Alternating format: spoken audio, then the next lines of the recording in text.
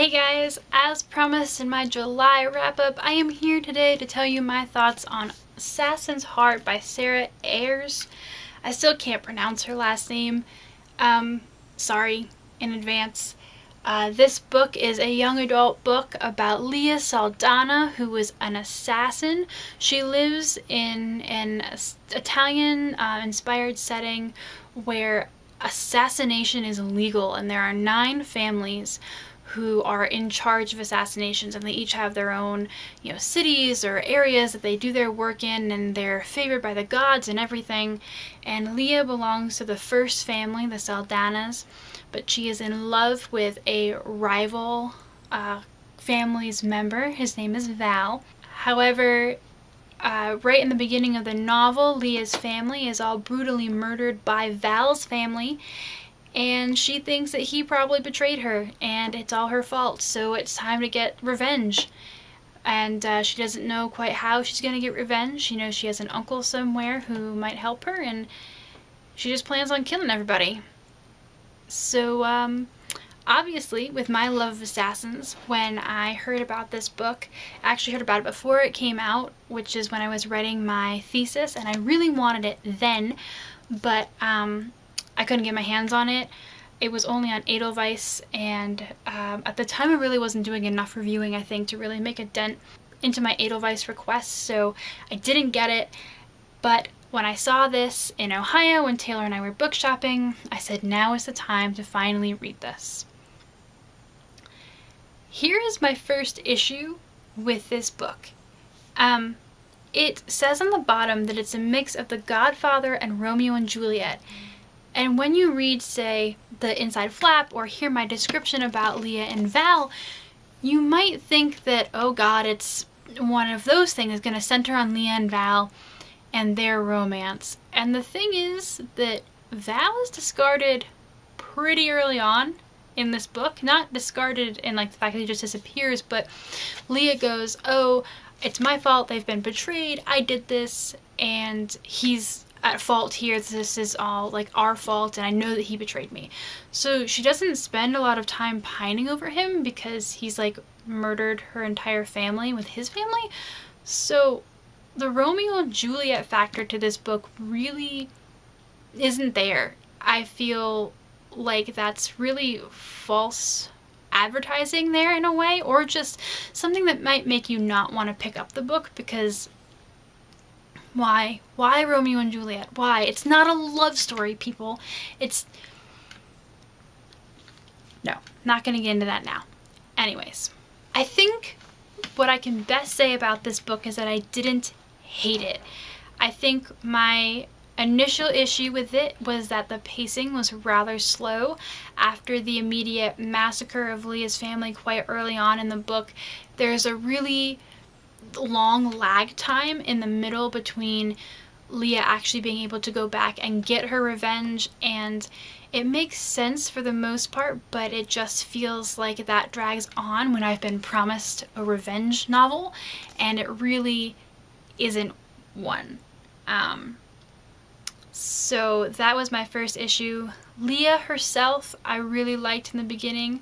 I thought that for a singular novel, which is, this big, her change from being a really devoted assassin who's like thinks that she can be in love with this other boy, to being a really jaded assassin who realizes that no one can be trusted, and like her whole arc there, it kind of made sense. It was done well. But then, because this is a YA novel, it swings back up into Romanceville with someone else, and I wasn't thrilled. I really wanted her to find a way to live for herself, as opposed to finding a reason to live and not be consumed by revenge that was another boy so soon after Val. But anyways, she does go back for her revenge. Don't get me wrong. But it just, having this other boy thrown in the mix wasn't thrilling. The only thing I can say is that there was no love triangle between Val and Les and Leah. That was nice. Leah does remain just really angry at Val for good reasons. The action was really good in this novel. I thought that that was really well done, and it really focused on other aspects of assassinating that aren't like wild jumps and flips from Assassin's Creed. It was actually an assassin's work that you could actually see happening, not like insane magic fantasticalness, until you get to the second half of this book. And let me tell you, the second half of this book was just confusing. I don't understand. All of a sudden, like there's like a mythology here with like religion that occurs, but all of a sudden towards the end it's like really important, and gods are real and magic is real, and so this like really serious assassinating that has been going on like in dedication to a god all of a sudden just gets like really, really mythologized and magical and fantastical and religious, and I'm just like, wait, what? And then also, so Leah's entire motivation from this comes from the fact that she thinks it's her fault that her family's been murdered because she allowed Val to let his family into her family's home, which is a very secret place. But then, in the end, you find out that Val didn't actually have to betray Leah, because there was another thing happening that totally meant that Leah and Val didn't even need to get involved in this whole kerfuffle, but they did, and it just kind of undid the entire motivation of the plot and Leah's whole conceptualization of herself, and the dynamic between her and Val, and why it had ever happened in the first place. I don't understand. Also, the main big bad motivator's motivation for being a big bad person was really weird. And I don't want to say what it is because that back rolls into a lot of spoilers, but I was just sitting there at the end of this book going, what? What? And I think even while doing this review, I'm even coming up with new things that just make me say, what? Because that's how I feel.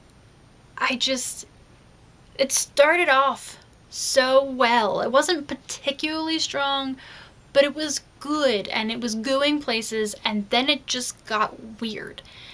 So I wish that I had read this for my thesis, because I could have said a lot of important things with it, but at the same time, it just drove me bonkers with the plot holes and the wishy-washy and the confusing mythology towards the end. This is Sarah's debut, and I think that shows in this book. Like I said, it's not great, but it's not bad. It's just a bit confusing, and I think that with more time and practice, she'll really be able to figure out how that works. For her, I think that she does a really good job coming up with a world of assassins that aren't your typical assassins and creating something strong, but it just gets confusing, it gets messy, and that really just needs to be ironed out. So if you were wanting to read this book, I wouldn't say that you shouldn't. I think that you should give it a try if you are interested in it. I just would maybe get it from the library, so that you can not feel like you bought a hardcover when maybe you shouldn't have bought a hardcover. That's just how I feel. But anyways, if you have read this, comment down there and talk to me about it, because I still feel a little mind-boggled by some things and why some choices were made, and I would love to talk to you about it. So do that thing, talk to me, and I will see you guys later. Thanks! Bye!